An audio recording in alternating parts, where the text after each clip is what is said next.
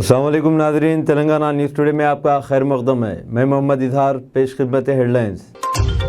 भैंस से टकरा जाने के बाद खम्मम में वंदे भारत ट्रेन को नुकसान।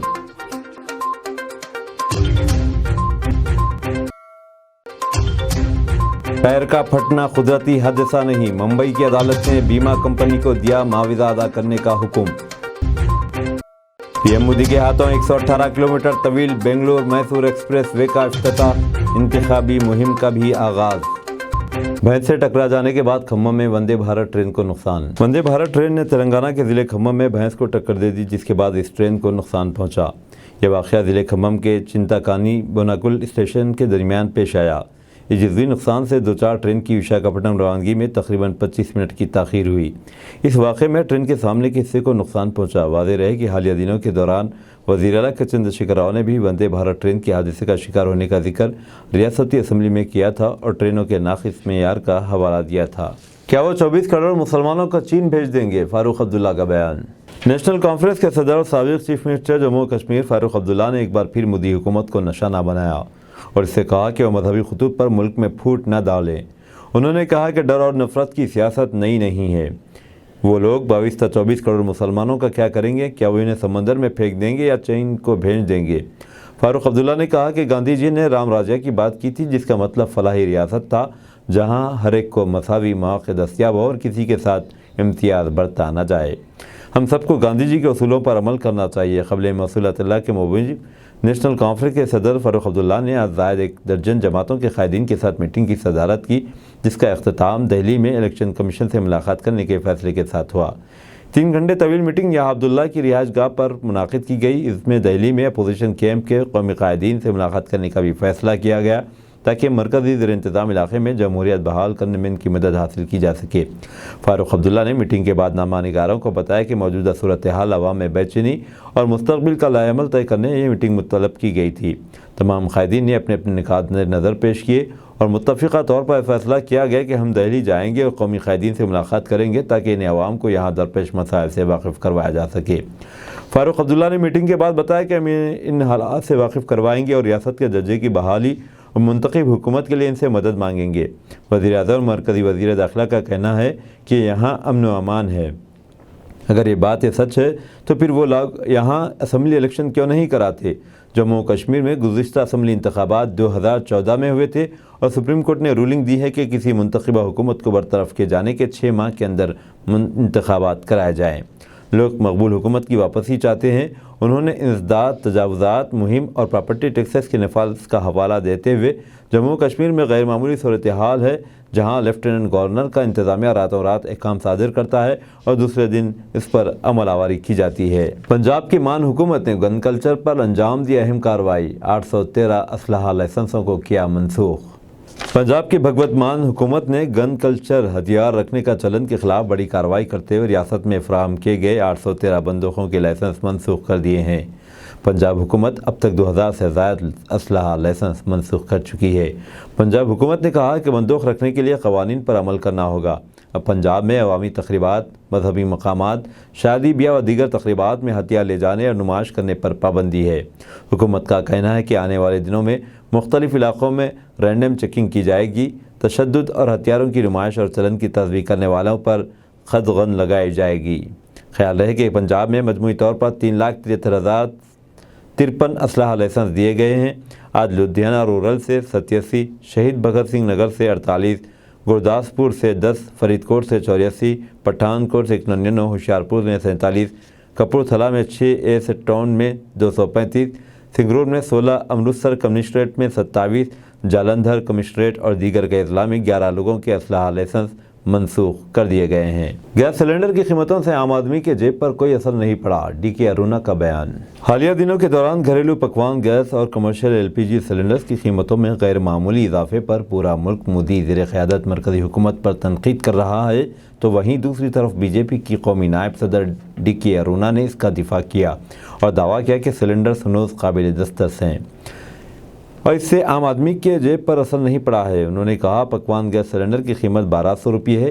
ये सिलेंडर 2 माह तक चलता है और इस तरह हर दिन इन पर 20 रुपये आयद होते हैं انہوں نے دعویٰ کیا کہ ریاستی حکومت 300 روپے کا زائد ٹیکسز وصول کر رہی ہے، جس کی وجہ سے سلنڈر کی قیمت میں اضافہ ہوا ہے۔ انہوں نے کہا کہ اگر تلنگانہ حکومت کو عوام کی بہبود کا خیال رکھتی ہے تو اس کو چاہیے کہ وہ سلنڈرز پر قیمت میں کمی کرے۔ دلچسپ بات یہ ہے کہ ارونا نے LPG سلنڈر کی قیمت میں اضافے کا مسئلہ اٹھاتے ہوئے پوچھا کہ BRS حکومت نے شراب کی قیمت میں اضافہ کیا تو اس پر کیوں سوال نہیں کیا گیا۔ انہوں نے کہا کہ جب شراب کی قیمتوں میں اضافہ کیا گیا تو کسی نے بھی اس پر سوال نہیں کیا۔ آسام میں بلڈوزر کا چلن، ہائی کورٹ میں سرزنش کے باوجود ریاستی حکومت کر رہی ہے کارروائی۔ ہیمنت بسوا سرما کے وزیر اعلیٰ کا عہدہ سنبھالنے کے بعد آسام میں بلڈوزر کے ذریعے عمارتوں کو منہدم کرنا عام بات ہو گئی ہے۔ بلڈوزر کے اس رواج کے حوالے سے ہائی کورٹ کی جانب سے سرزنش کیے جانے کے بعد بھی ریاستی حکومت ہار ماننے کے موڈ میں نہیں ہے۔ بسوا سرما نے کئی بار اس بات کا اعادہ کیا ہے کہ ان کی مشن اس وقت تک نہیں رکے گی جب تک ہر ناجائز قبضہ شدہ علاقے کو تجاوزات سے پاک نہیں کر دیا جاتا۔ خیال رہے کہ زیر آسام میں القاعدہ برصغیر پاک و ہند AQIS اور بنگلہ دیش میں قائم انتہا پسند تنظیم انصار اللہ بنگلہ ٹیم ABD کے ساتھ مبینہ روابط پر کچھ نجی مدارس کو بھی منہدم کیا گیا ہے۔ مدارس کے خلاف نظام کی مہم پر رد عمل دائر کرتے ہوئے all India united democratic front AIUDF کے رہنما اور لوک سبھا کے رکن بدرالدین اجمل نے کہا تھا کہ مدارس عوامی ملکیت ہیں جنہیں بغیر کسی قانونی نوٹس کے بلڈوزر نہیں کیا جا سکتا۔ اتر پردیش میں یوگی آدتیہ ناتھ حکومت نے بھی ریاست میں بلڈوزر کا استعمال بند کر دیا ہے۔ حکام نے کہا کہ مدارس کو مسمار کرنا کیونکہ وہ بلڈنگ کوڈ کی خلاف ورزی کرتے ہوئے تعمیر کیے گئے تھے۔ ستمبر 2021 میں دھول پورہ کے علاقے میں بے دخلی مہم کے دوران ڈارنگ ضلع کے پولیس اہلکاروں اور سپاہجر ریونیو ڈویژن کے گورکھوٹی کے مقامی لوگوں کے درمیان ایک پرتشدد تصادم ہوا، جس کے نتیجے میں پولیس نے فائرنگ کی۔ اس واقعے میں کم از کم 2 مظاہرین ہلاک اور 12 زخمی ہو گئے۔ آسام کے نوگاؤں ضلع میں حکام نے پچھلے سال مئی میں بٹادرا پولیس اسٹیشن کو آگ لگانے کے الزام میں متعدد خاندانوں کے گھروں کو تباہ کر دیا تھا۔ پولیس اور انتظامیہ نے یہ قدم اس وقت اٹھایا جب ہجوم نے مقامی مچھلی فروش کی مبینہ حراست میں موت کے رد عمل میں ضلع کے بٹادرا پولیس اسٹیشن کو آگ لگا دی۔ بڈگام میں لاپتہ دوشیزہ کی ٹکڑوں میں ملی لاش، قاتل گرفتار، پولیس کا بیان۔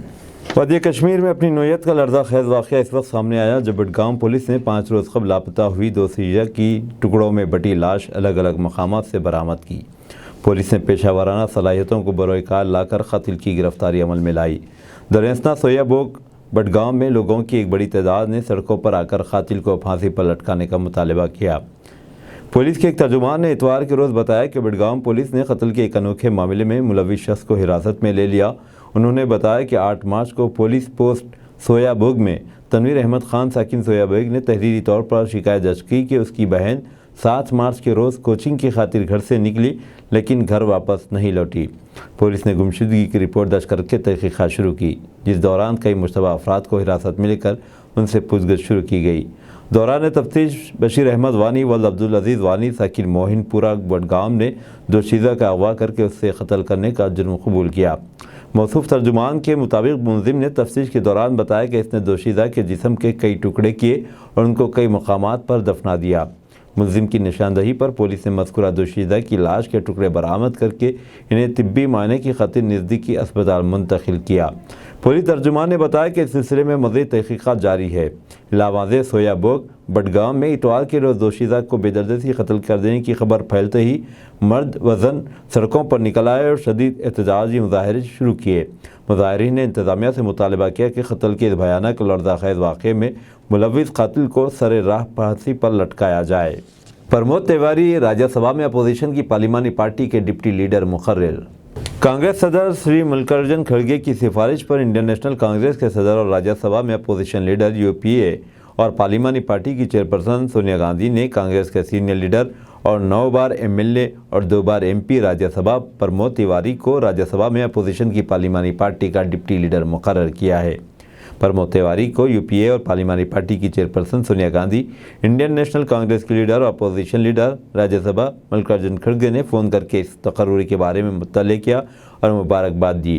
تیواری کے دیگر پارٹیوں خصوصاً DMK، NCP، RJD، Samajwadi party وغیرہ کے ساتھ بھی اچھے سیاسی تعلقات ہیں، اس لیے وہ سونیا گاندھی اور ملکارجن کھڑگے کی پہلی پسند بن گئے تاکہ سب کو ایک چھتری کے نیچے لایا جا سکے۔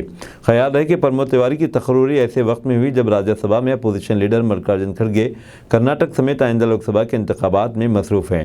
انڈین نیشنل کانگریس اس لیے صرف قواعد و ضوابط اور پارلیمانی روایت کے ماہر کو ہی راجیہ سبھا میں اپوزیشن پارٹی کا ڈپٹی لیڈر بنایا گیا، جو ملکاراجن کھڑگے کی غیر موجودگی میں اپوزیشن پارٹی کے قائم مقام لیڈر کے فرائض انجام دے سکے۔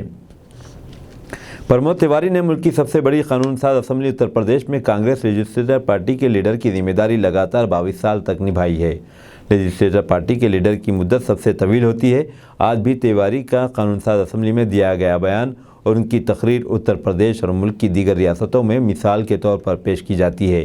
کانگریس کو شمالی ہندوستان سے ایک ایسے چہرے کی ضرورت تھی جس کا چہرہ اور شخصیت عام لوگوں کو معلوم ہو۔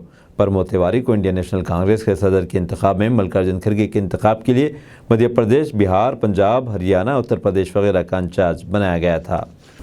ٹائر کا پھٹنا قدرتی حادثہ نہیں، ممبئی کی عدالت نے بیمہ کمپنی کو دیا معاوضہ ادا کرنے کا حکم۔ سڑک حادثے کے ایک معاملے کی سماعت کرتے ہوئے ممبئی کی ایک عدالت نے مشاہدہ کیا کہ ٹائر کا پھٹنا قدرتی حادثہ نہیں ہے بلکہ انسانی لاپرواہی کا نتیجہ ہے۔ دراصل ایک بیمہ کمپنی نے سڑک حادثے میں ہلاک ہونے والے شخص کے اہل خانہ کو معاوضہ ادا نہ کرنے کی عرضی دائر کی تھی۔ عدالت نے اس عرضی کو خارج کر دیا۔ جسٹس اے جی دیگے کی سنگل بینچ نے 17 فروری کو اپنے حکم میں new India insurance company limited کی موٹر کلیمز ٹریبونل کے 2016 کے ایک فیصلے کے خلاف دائر اپیل کو خارج کر دیا۔ اس میں متاثرہ مکرندر پٹھوردن کے کنبے کو 1.25 کروڑ روپے ادا کرنے کا حکم دیا گیا تھا۔ خیال رہے کہ پٹھوردن 25 اکتوبر 2002 کو اپنے 2 ساتھیوں کے ساتھ پونے سے ممبئی آ رہے تھے۔ راستے میں ان کی گاڑی کا پیچھے والا ٹائر پھٹ گیا اور کار ایک کھائی میں جا گری۔ اس حادثے میں پٹھوردن کی موقع پر ہی موت ہو گئی تھی۔ ٹریبونل نے اپنے حکم میں کہا تھا کہ متاثرہ شخص اپنے خاندان کا واحد کمانے والا شخص تھا، جبکہ انشورنس کمپنی نے اپنی اپیل میں کہا کہ معاوضے کی رقم ضرورت سے زیادہ تھی۔ ڈرائیونگ میں اور ٹائر پھٹنا قدرتی حادثہ تھا، نہ کہ ڈرائیور کی غفلت کا نتیجہ۔ ہائی کورٹ نے اس اپیل کو قبول کرنے سے انکار کر دیا اور کہا کہ لغت میں ایکٹ آف گاڈ کا مطلب ڈرائیونگ میں بے خوابو قدرتی قوتوں کا ذکر ہے۔ اس واقعے میں ٹائر پھٹ جانا ایکٹ آف گاڈ نہیں ہے بلکہ انسانی غفلت ہے۔ عدالت نے مزید کہا ٹائر پھٹنے کی بہت سی وجوہات ہیں، جیسے تیز رفتاری، کم ہوا، زیادہ ہوا یا سیکنڈ ہینڈ ٹائر اور درجہ حرارت۔ کار کے ڈرائیور کو سفر کرنے سے پہلے ٹائروں کی حالت کی جانچ کرنی ہوتی ہے۔ ٹائر پھٹنے کو قدرتی عمل نہیں کہا جا سکتا، یہ انسانی غفلت ہے۔ ٹائر پھٹنے کو محض ایکٹ آف گاڈ قرار دینا انشورنس کمپنی کو معاوضے کی ادائیگی سے بری کرنے کی بنیاد نہیں بن سکتا۔ گردہ جگر برائے فروخت، کیرالہ میں پوسٹر نے ہلا کر رکھ دیا۔ کیرالہ کے دارالحکومت میں ایک مکان کے سامنے گردہ جگر برائے فروخت کا پوسٹر دیکھ کر لوگوں نے ابتدا میں سوچا کہ کسی شرارت ہوگی یا حکومت کو ٹرول کرنے کے لیے کسی نے لگایا ہوگا۔ اشتہار کے نیچے 2 فون نمبر دیے گئے۔ ان نمبروں کو جب ڈائل کیا گیا تو معاملہ حقیقی نکلا۔ پوسٹر لگانے والے کا نام 50 سالہ سنتوش کمار ہے، جو PMP روڈ کا رہنے والا ہے۔ سنتوش نے بتایا کہ وہ ایک فروٹ شاپ میوے کی دکان میں کام کرتا تھا، جہاں اسے علاج کرانا پڑا۔ اب اس کے پاس رقم نہیں ہے۔ وہ خاندانی زمین فروخت کرنا چاہتا ہے، لیکن اس پر بھائی کے ساتھ اس کا جھگڑا ہے۔ اس کے بھائی نے میڈیا کو بتایا کہ جائیداد ماں کے نام پر تھی اور اب 6 بچوں بشمول سنتوش کے نام پر ہے۔ سنتوش کا کہنا ہے کہ اس کی بیوی بچوں کو ٹیوشن پڑھاتی تھی۔ کووڈ-19 کے بعد یہ سلسلہ ختم ہو گیا۔ ایسے حالات میں فیملی کے پاس گردہ جگر فروخت کرنے کے سوا اور کوئی چارہ نہیں ہے۔ غسیلے ہاتھی نے شیرنی کو پانی کی بوچھاڑ سے بھگا دیا، ویڈیو وائرل۔ جنوبی افریقہ کی ایک دلچسپ ویڈیو تیزی سے مقبول ہو رہی ہے، جس میں کنویں کے پاس آرام سے بیٹھی شیرنی پر نوجوان ہاتھی غسیلے انداز میں چیختا ہے اور اپنی سونڈ میں پانی بھر کر اسے بھگا دیتا ہے۔ اس کی دلچسپ ویڈیو دنیا بھر میں دیکھی جا رہی ہے۔ یہ ڈرامائی ویڈیو گیم ریزرو پارک کے نالج گیم لاج کی ہے، جسے وہاں لگے کیمرے نے ریکارڈ کیا۔ ویڈیو میں دیکھا جا سکتا ہے کہ دوپہر کے پرسکون ماحول میں ایک شیرنی کنویں کے پاس آرام کر رہی ہے۔ ایک اسے قدموں کی آواز سنائی دیتی ہے، لیکن شیرنی واقف نہیں ہوتی کہ اسے جلد ہی اپنی آرام جگہ چھوڑنی ہوگی۔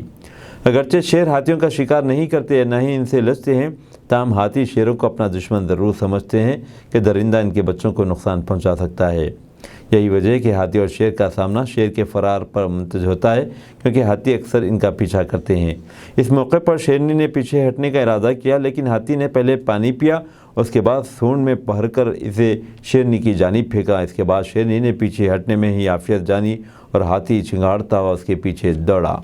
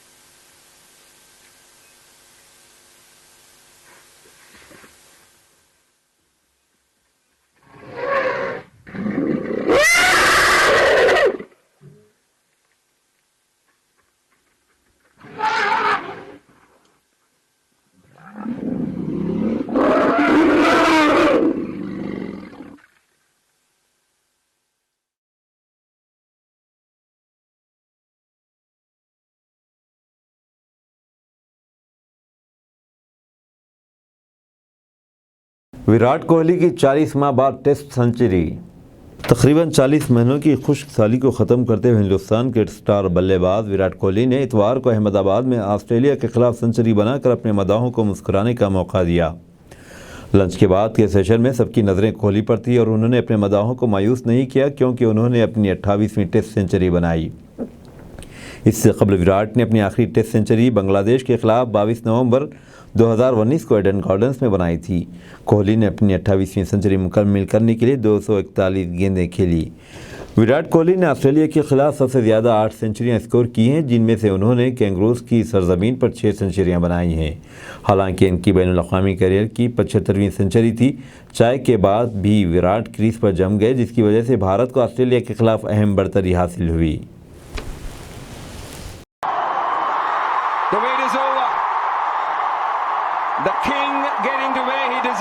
पीएम मोदी के हाथों 118 किलोमीटर तवील बेंगलुरु मैसूर एक्सप्रेस वे का इफ्तिताह, इंतखाबी मुहिम का भी आगाज। वज़ीर-ए-आज़म नरेंद्र मोदी ने इतवार को मद्दौर में 118 किलोमीटर तवील बेंगलुरु मैसूर एक्सप्रेस वे पर प्रोजेक्ट का इफ्तिताह कर दिया। हुक्काम के मुताबिक इससे दोनों शहरों के दरमियान सफ़र का वक्त तकरीबन 3 घंटे से कम होकर तकरीबन 75 मिनट रह जाएगा। दरअसल वज़ीर-ए-आज़म मोदी ने कर्नाटक में इंतखाबी मुहिम का भी आगाज़ कर दिया। पीएम मोदी ने बेंगलुरु मैसूर एक्सप्रेस वे का इफ्तिताह करने के अलावा कर्नाटक में तकरीबन 16,000 करोड़ रुपये के प्रोजेक्टों का बुनियाद भी रखा। पीएम मोदी तकरीबन 4,130 करोड़ रुपये की लागत से तामीर होने वाले 4 लेन मैसूर कुशाल नगर हाईवे का इफ्तिताह किया। इस मंसूबे से सफ़र का वक्त 5 घंटे से कम होकर सिर्फ 2.5 घंटे रह जाएगा। बाद में वो कर्नाटक के शुमाली हिस्से का भी दौरा करेंगे और 850 करोड़ रुपये से ज़्यादा की लागत से तामीर करदा IIT धारवाड़ का इफ्तिताह कर। अब दीजिए इजहारुल हक को इजाज़त। मिलते हैं अगले न्यूज़ बुलेटिन में। देखते रहें तेलंगाना न्यूज़ टुडे।